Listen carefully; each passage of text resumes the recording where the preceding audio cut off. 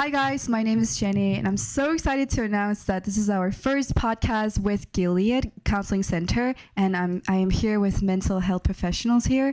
And can you guys tell us who you are and what you do at Gilead? Hi, my name is Kimberly Hohensi Guelnum. I am a licensed professional counselor, also a supervisor for the state of Oklahoma.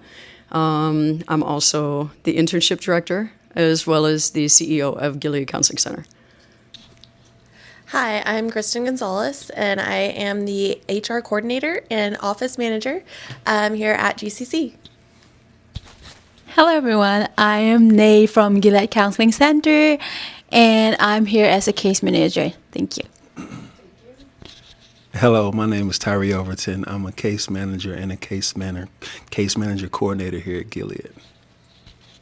Hello, my name is Lone Boy. I am a case manager too in Gilead. Hey everyone, my name is Justin Shelton. I am an LPC candidate. It's a licensed behavioral counselor candidate. Hi, my name is Tangkhan Kham Gualnam. I'm a licensed counselor and I'm the site director at Gilead Counseling Center. What is the mission statement and heart behind GCC? The mission statement is that we work alongside Tulsa County and Tulsa area and the surrounding communities, and we try to help people become the best they are meant to be, not necessarily what the society tells them to be or their culture tells them to be, but who they are meant to be. So we help and lead and guide them that way.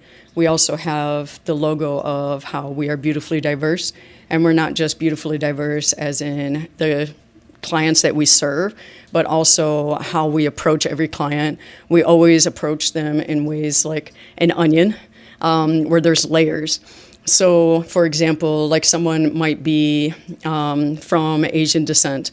Well, yes, they're Asian, but you also have to look at, okay, what type of Asian? Because as you can tell, like my husband, he is Zomi, but he's not Korean. He's totally different from Korean. He's totally different from Japanese. He's totally different from Chinese, but they're all under Asian, right? So you see the Asian, then you see, okay, he's from Zomi, and then, or the Zomi culture, and then you will see that, okay, what about his family unit? So what is important in his family unit? And then also we go even deeper than that here at Gilead Counseling Center. We also go into, okay, what about him and what's important to him and his well-being and who he is meant to be. So we hit all those facets. So that's how we work. It's an onion way. Gilead Counseling Center I tuplengim pe na hile ko I Gilead Counseling ang pai hem pe wina leitung anun tak nau athaman za anun tak the na to hu ding to pan to makai ding to kok mu ding chi pen ko wi thupi hi in counseling chi chang ina ipian na insunga ajong thutampi ki saya ikhan khian na khosunga ajong thutampi ki saya ibe ipungin jong tampi sahi toy manina Gilead Counseling ong pai mi hem pe pen I mga mim naw tang da na inziaw lowina bang chi le ama apeni na anun tang na za aman ne anung ta thedi nga hiam chi pen kote I han champi na le mu hiat pi som to pen ko wi tup le ngim thupi pen hi. Thank you for sharing that. I want to ask the team here, how did you get the opportunity to join Gilead team? Well, I was hired on whenever I started my job search. I was with another company and felt the need to explore my options with my career. Whenever I was applying, I got numerous responses back from my resume and application, job offers, and Gilead was the only place that I walked into that I felt a sense of belonging because I felt as though I was understood as soon as I sat down. Like it wasn't just a job interview, like it was very much getting to know who I am to make sure that I was the right fit for the team here. And that's how I came across Gilead. Thank you for sharing. Well, for me, it was way back last year when I was doing my grad studies in Oral Roberts University, and I was doing my internship here because I was really like, how do I say, like, I was attracted to what, like, the diversity they focus here, not just one people group but different people group, which really which I can really relate to my background where I come from, and multiple, like, a diversity in India, so which is really close to my heart to serve people of different group. That's what really helped me or really attract me to do my internship here in Gilead. And I do my internship there, and after that I want to do my candidacy as well here. But before that, I have to a gap where I want to do first my case management here, and then after I pass my exam for NCE, so I could do my candidate here, and after that work with Gilead in the long run in the future. So yeah, that's where I start. I'm gonna push no buttons.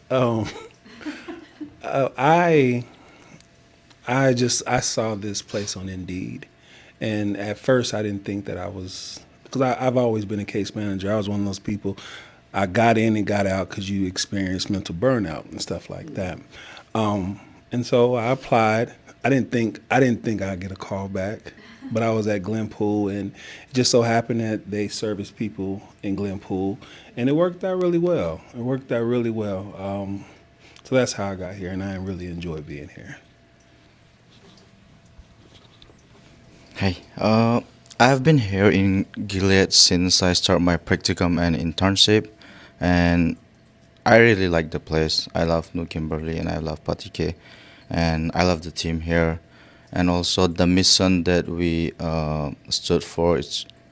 I find it similar with the calling that I think is within me. So yeah, I would say that's the reason why I want to work here, and Patike and New Kimberley were kind enough to give me a place to work here. Yeah, so for me, it started a similar way with practicum and internship. I remember when they had the different agencies show up, and we had to decide where we wanted to apply to do our practicum and internship. And as I was looking at the different booths, it's like, okay, this place could be cool. I don't know about this place. But for some reason, Gilead stood out. And that's where I met Kimberly. And we immediately hit it off, talking about diversity, talking about counseling, how it should be done. And it's like there was like a lot of similarity and a lot of connection in that. And I remember leaving that experience being like, Lord, this is where I want to work. Like, I feel like this is where I need to be. Sure enough, I was able to, they accepted me. I completed my practicum and internship, and I was also given the opportunity to work here and start my candidacy. So, kum somval counseling kana same ta company tuama in tunli le sagi tunli le gyat polina Amy Malaysia panong tungina jing sangte na adiak kina Amy naw pangte lungsim chidam nalam at kisap danu aphok changuna en koi jong koi una license nei pen kebek kahilam ong theiwa to china ong zo ni na jing sa sem di nong samua ai hang kanai kal tha pen jing sangin ong pe theilo ina to ai manina hi lungsim chidam nalam counseling center tuam toma kami ka sati on counseling ki samahi ong huun chin kapai koi le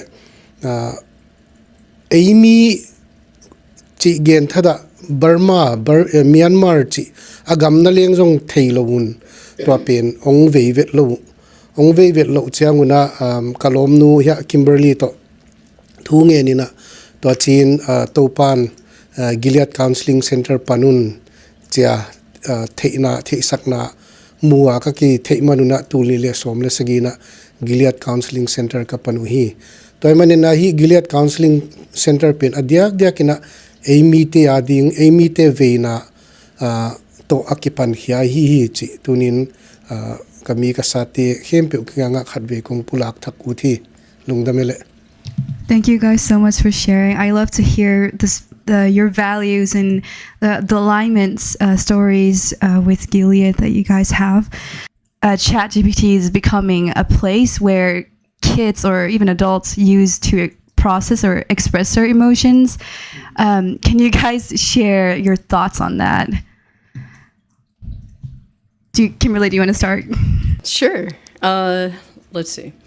There has been several studies on AI and ChatGPT, especially when it comes to counseling or therapy. There's been other studies that are findings in where people have actually committed suicide on it. Those kind of things actually gone with a plan. There was a recent one done where they did like they were monitoring the AI as the guy was standing there and he was like, yeah, I lost my job. And then the AI said, oh, so sorry for your loss, so sorry, like, okay. And then he goes, yeah, and he was in New York or something, and he said, hey, what's the tallest bridge in New York? And the AI didn't realize that he was basically saying that he was going to commit suicide. So it just said, oh, it's the bridge of blah, blah, blah, and it's this, how many feet tall, and didn't really like catch on to that. When a human would have been like, why do you want to know that? Like they would have asked more questions, they would have done more things. So when ChatGPT and all that comes to mental health, I think it's good to use it as a therapist to try to get resources and trying to, do studies and CE units and things like that. But when it comes to actually like telling you how to live your life, I don't think it would be wise to take advice from something that cannot feel the way you feel.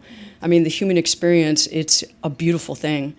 And it's emotions, and emotions, even though they're raw and they can hurt, like you can have somebody sitting right across from you, like totally understanding how you feel, or at least relating to you somehow, which that's amazing.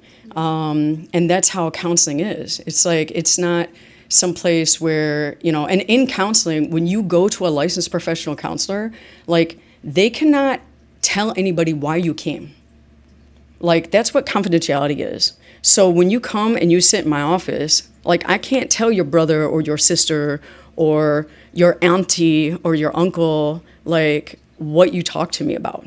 Like, no, it is confidential. And usually, I mean, even on notes, I'll be very like vague because nobody needs to really know everything. Does that make sense? So it's a very intimate relationship. It's a very, very sacred relationship that you have with your counselor. And to be able to express yourself to somebody, I mean, that's a beautiful thing. Yeah. So why are we leaving it up to a computer that can't even really understand you? They're just going to regurgitate what you want them to say. Yeah. And there's also MIT study. It's like 265 pages long. If you want to read it, do it. It's amazing. It actually shows that when people use those kind of things for mental health or for anything, they become more depressed, more anxious, and more sad. And that's MIT we're talking about. So that's amazing. Anyway, so I don't advise it. But it's your life. If you want to use it, then be careful. Be careful. And always back it up with a therapist or someone. Please be careful. Like what Kimberly said, to process emotions, to use it as a therapist, it's not like a raw, authentic feelings. You need that real human interactions. That's how I feel. Thank you for sharing that. Anyone else want to share their opinions on this? TK, do you want to share it in Zopao? Oh, Nay. Yeah, I